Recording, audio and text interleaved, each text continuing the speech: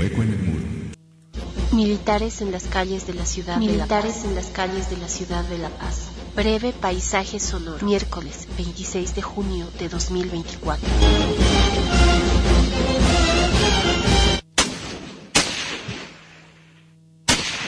Pedazo de territorio hemos ganado, ni contra Chile, ni contra Perú, contra nadie.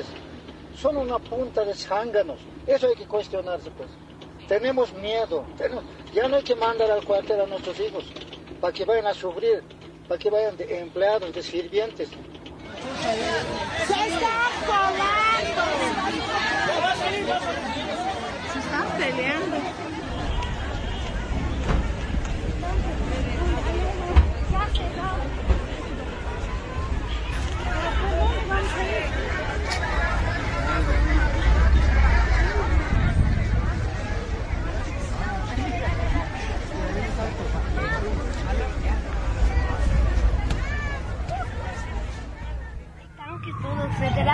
Hay coches con minibús. No, Julio acaba de volver. Todos quieren hacer todo. Hay de todo. ¡Militares! ¡Cállate, Santi! ¿Por qué? Si voltean y nos dan a nosotros, GG. Si voltean y nos apuntan es tu culpa. Mira, está recargando balas ese. Todo un shock que estén yendo de nuevo a la Plaza Mundial. Por una parte, me parece hablar del carácter de las Fuerzas Armadas, ¿no? Entendiendo estas Fuerzas Armadas compuesta por las tres fuerzas, o sea, el Ejército, la Armada y la Fuerza Aérea, más la Policía, ¿no? Son los organismos armados, ¿no? Es la Fuerza Armada, ¿no? Ahora, ¿cuáles son qué carácter tienen, no? En realidad, estas fuerzas, sea el gobierno, sea el régimen que sea, garantizan, ¿no? Garantizan el ejercicio de gobierno, ¿no? Ya sea el gobierno de Víctor Paz, el gobierno de Hugo Banzer, el gobierno de Evo Morales, el gobierno de Lucho Arce, cualquier gobierno, o sea, estas fuerzas como tienen una característica de garantizar, tómese en cuenta, el ejercicio del gobierno, ¿no? O sea, que funcione el gobierno, o sea, ellos son los que garantizan que el gobierno esté gobernando, o sea, en todo, en siempre, así, ¿no? Desde siempre. Ahora, sus mandos, ¿no? O sea, sus mandos, entendiendo la mayor parte de los niveles altos, digamos, ¿no? Los altos mandos, siempre han tenido una característica de visión conservadora liberal, digamos, sobre el ejercicio del gobierno. O sea, qué visión tienen, digamos, de cómo debe ser un gobierno, ¿no? Un gobierno para los comandos, para los mandos, los altos mandos militares, ¿no? Siempre tienen un carácter, o sea, deben ser liberales, pero conservadores, ¿no? Entonces, esa es su visión en general de la gran parte de la oficialidad de altos estudios, ¿no? De las Fuerzas Armadas, entendiendo, como les digo, las tres fuerzas más la policía, ¿no? Ahora, orientan en cierta manera a garantizar el ejercicio de poder de las clases dominantes, ¿no? O sea, garantizar el ejercicio del gobierno, ¿no?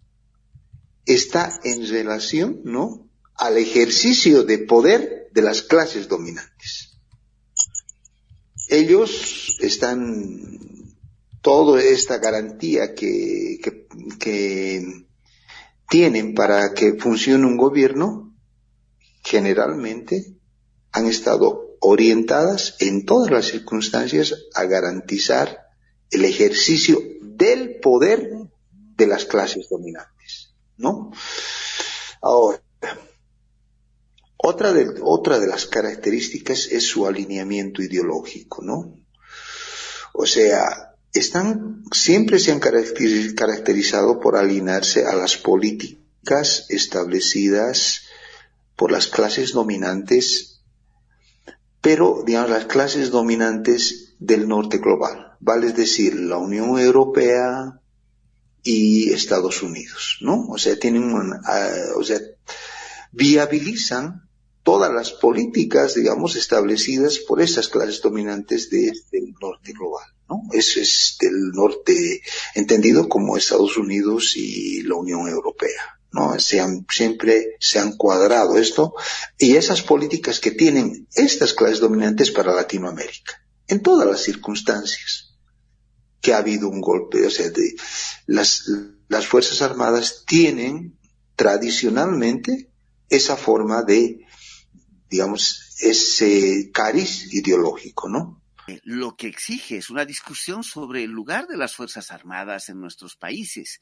En unos países hoy otra vez se han incentivado a partir del escenario conflictivo en el mundo los estratos de guerra, pero nos está demostrando la vida que las guerras no resuelven las conflictividades entre países y suelen ser más bien estrategias profundamente económicas. Hoy podríamos decir que casi a ningún país le está interesando resolver la guerra en Ucrania, para poner un ejemplo, porque todos o todas logran ganar beneficios. Por ejemplo, Ucrania está recibiendo grandes, ingentes cantidades de dinero de Estados Unidos, de la OTAN, de países europeos, pero también mucho de eso que coloca a estos países están colocados en Ucrania en sistemas de crédito, que luego Ucrania va a tener que pagar.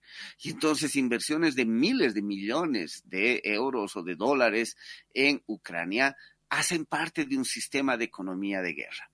En Bolivia, las Fuerzas Armadas han demostrado que tienen una capacidad de ejercicio de poder notable. O sea, al rato que les da la gana, toman la Plaza Morillo, toman el centro del poder, están dispuestos a generar una interrupción en la democracia y son un factor que es capaz de opinar en la política. Y eso lo hemos vivido no solo en la época de las dictaduras, sino lo hemos vivido el 2003 en Bolivia con el gobierno de Gonzalo Sánchez de Lozada, lo hemos vivido el 2019 en la interrupción democrática, lo hemos vivido la pasada semana, independientemente de todo lo que haya de acuerdos y contubernios políticos por detrás, lo hemos vivido fácilmente palpable, esta capacidad del ejército de irrumpir. Entonces, ¿cuál es el lugar del ejército? Un debate podría ser el del servicio militar, o sea, dejar de nutrir de la población obligada al ejército para quitarle fuerza. No sé si necesariamente eso le quitará fuerza. Como digo, en otros países donde el servicio militar no es obligatorio, o en países que han disuelto el ejército y permanente y mantienen un ejército profesional pequeño y un sistema entre comillas miliciano, como el caso de Suiza o Costa Rica, no necesariamente significa un achicamiento del poder político y económico del ejército. ¿Qué se hace con ese escenario de fuerzas que durante siglos los estados han constituido como su lugar de seguridad de la reproducción del poder? O sea, todos los estados ya configurados ya hace siglos han constituido ejércitos como sistema de defensa y como sistema de aseguramiento de sus relaciones de poder, y al hacer eso termina el ejército o los sectores de los mandos del ejército adquiriendo un fuerte poder. ¿Cómo podemos hacer? Recuerdo hace varios años post dictadura había un libro muy profundo, muy interesante de Norbert Lechner, asentado en Chile, que se llamaba Los patios interiores de la democracia, en el que analizaba cómo la democracia renacida en la década de los 80 en nuestro continente estaba apresada por el sistema de dominación impuesto por la dictadura a través de los ejércitos. Y esto parece no diluirse y más bien fortalecerse. Y los procesos inclusive revolucionarios de cambio, emancipadores, de esos que emergieron desde el campo popular, se asientan en mucho en el poder del ejército. Si no, veamos lo que sucede en Cuba, lo que sucedió en la época revolucionaria de la Rusia o la Unión Soviética de principios del siglo XX, ni siquiera estamos hablando de ahora. Veamos lo que sucedió en Nicaragua con el ejército sandinista o en Venezuela con la importancia del ejército bolivariano, etcétera. Es decir, las lógicas inclusive emancipadoras en términos de gobiernos progresistas, de gobiernos denominados revolucionarios, asientan su poder también en el ejercicio del ejército. ¿Cómo se desmonta eso? ¿Cómo podemos recolocar un debate para que el ejército no sea un factor tan potente en la economía y en el ejercicio del poder? Es creo que un tema de la agenda que nos toca colocar. Lo que sucedió acá no puede ser explicado de modo interno. Tiene que montarse la idea de que hay un Estado fallido en Bolivia. Y como hay un Estado fallido en Bolivia, entonces se genera también la retórica del gobierno con pérdida de credibilidad. Entonces, si se tiene la percepción de un gobierno sin credibilidad, genera en la opinión pública nacional e internacional la percepción de un gobierno huérfano de pueblo, sin respaldo alguno y objeto de amenazas crecientes. Y eso es uno de los efectos inmediatos que llevarían a las consecuencias de la alteración del proceso democrático.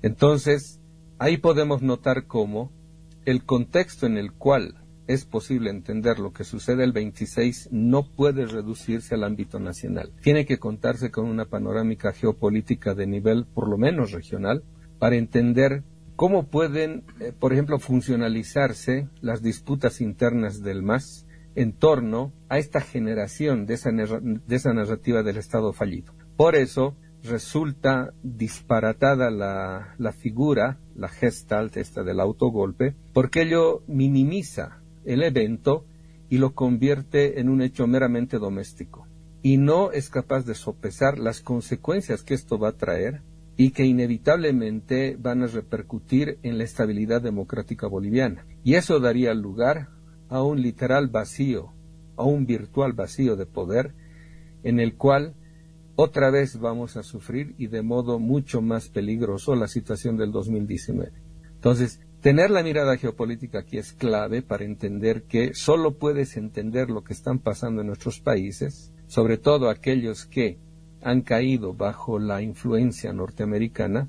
No nos olvidemos el caso Ecuador, el caso Perú, el caso argentino, que es básicamente un rodeo y un cerco que se está haciendo en torno al litio, un cerco que se está haciendo a nuestro país. Sumado a esto también el proyecto travestista de la izquierda chilena globalista. Entonces ahí vamos a tener un panorama mucho más complejo y en el cual se requiere una visión multidimensional del asunto para ver qué tipo de consecuencias y efectos esto tiene y cómo de modo inverso podemos leer desde sus consecuencias y desde esos efectos inmediatos que ya está teniendo lo que sucedió el miércoles 26, podemos ver de mejor modo qué realmente orquestó este evento que deja perplejos a muchos que son o demasiado ingenuos o caen en la retórica imperial o en las narrativas de las mitologías democráticas norteamericanas